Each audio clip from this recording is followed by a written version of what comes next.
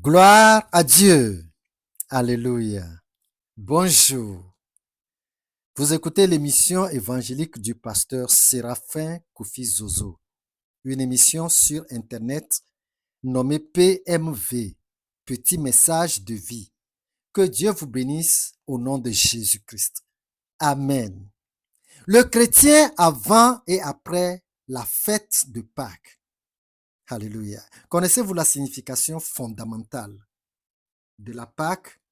C'est la délivrance de l'esclavage du mal. C'est le salut. C'est le départ ou bien la déportation des enfants d'Israël de l'Égypte, qu'on peut qualifier de royaume des souffrances. Donc, leur départ de ce royaume à Canaan, le pays des abondances, le pays où coule du lait et du miel. Donc, la fête de Pâques est tout simplement le souvenir en célébration de la délivrance et du salut de notre vie. Alors nous parlons du chrétien avant et après la fête de Pâques. Exode chapitre 12, versets 14 à 17. Vous conserverez le souvenir de ce jour et vous le célébrerez par une fête en l'honneur de l'Éternel.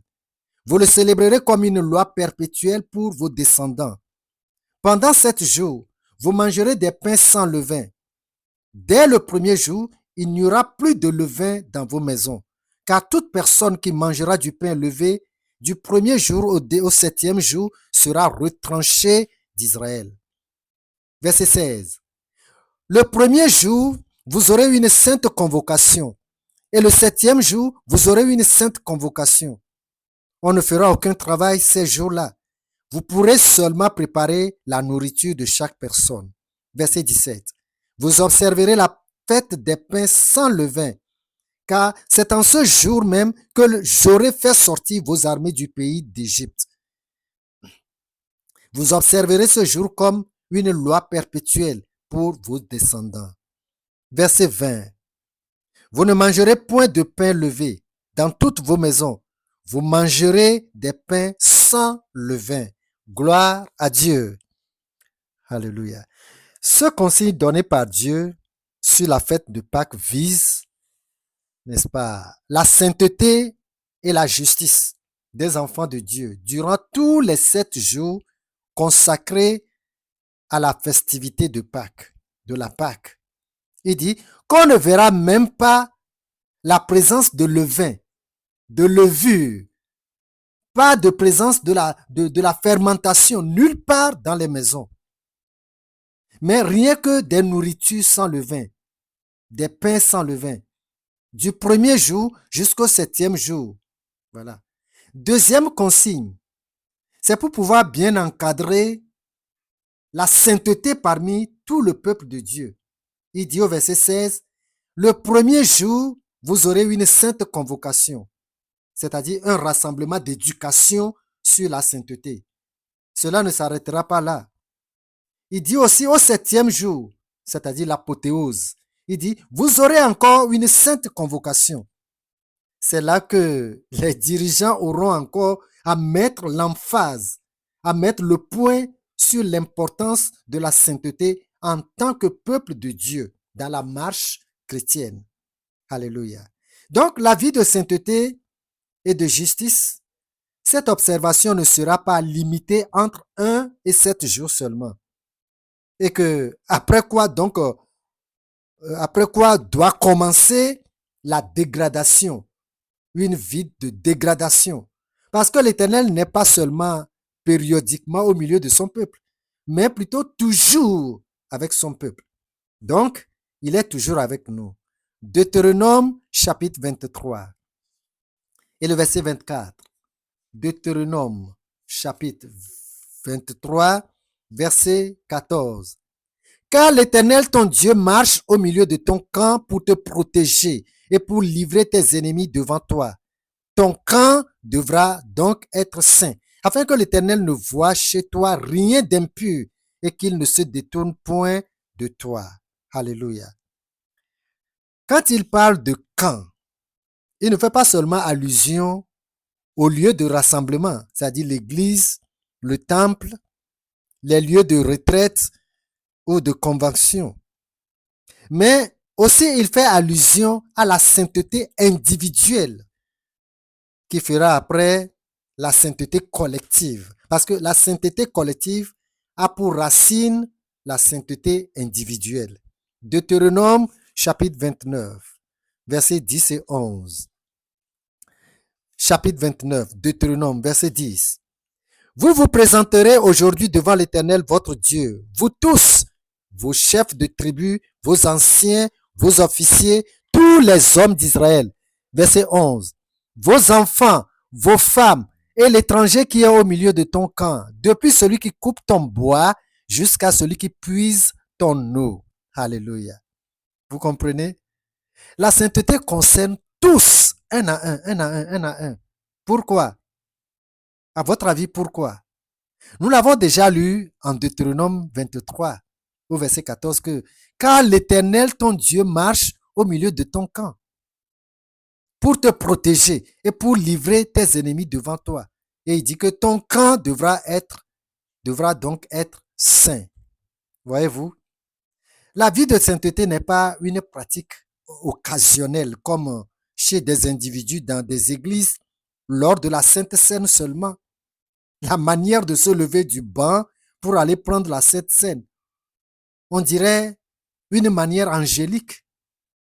Le rang et le défilé vers la prise de la communion, on dirait un ange, un rang angélique. La position, le visage et l'ouverture de la bouche pour recevoir la communion, on dirait une descente d'un ange du ciel. Et quand vous observez son retour vers son siège, vous ne pourrez pas imaginer toute la suite après la sortie de l'église. Mais un vrai chrétien vaut beaucoup plus que le temple d'adoration physique. Parce que tout ça là sera bientôt démoli, le temple physique.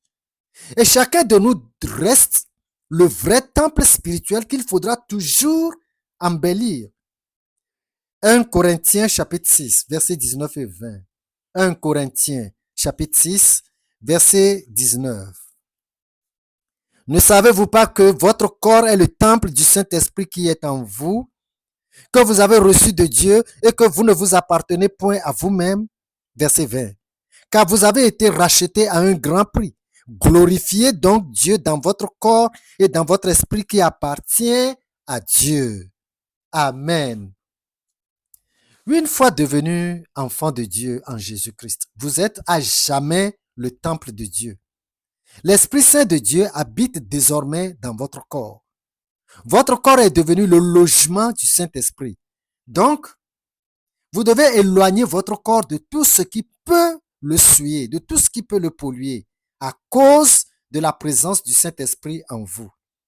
Les tentations peuvent arriver. Les épreuves peuvent arriver.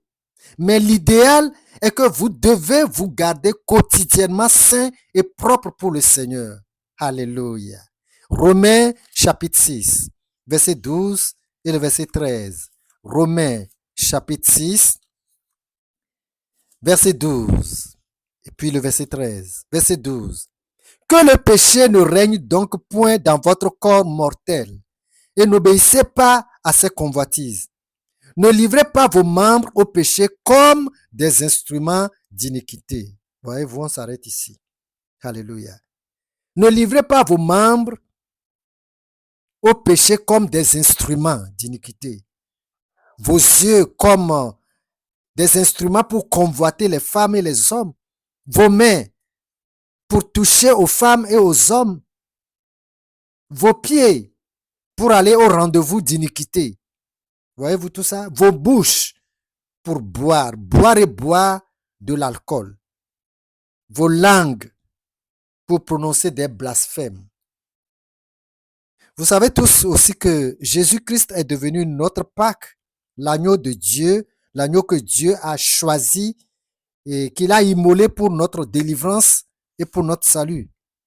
Et vous savez que la Pâque est notre délivrance et que la fête de Pâques est le souvenir de notre délivrance que nous célébrons non plus périodiquement, obligatoirement, mais quotidiennement, sans toutefois, n'est-ce pas, bâcler la fête de de Pâques perpétuellement institué par l'Éternel.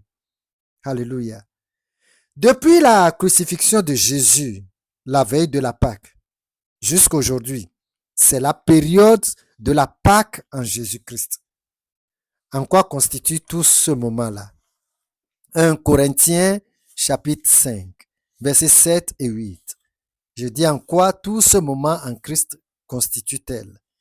1 Corinthiens 5, verset 7. Faites disparaître le vieux levain, afin que vous soyez une pâte nouvelle, puisque vous êtes sans levain, car Christ, notre Pâque, a été immolé. Verset 8. Célébrons donc la fête non avec le vieux levain, non avec un levain de malice et de méchanceté, mais avec les pains sans levain, de la pureté et de la vérité. Praise the Lord. Alléluia. Voilà ce qu'est la Pâque en Jésus-Christ aujourd'hui. Jésus, le pain et le vin de la Pâque, est sans le moindre levain. Et si notre vie est sans péché, alors il marchera avec nous pour nous protéger et pour livrer nos ennemis devant nous. Gloire à Dieu. Alléluia. Que Dieu vous bénisse au nom de Jésus-Christ. Amen. Pour l'amour de Dieu, partagez ce PMV avec autant de gens. Je suis Séraphin Kofi Zozo. Restez bénis. Amen.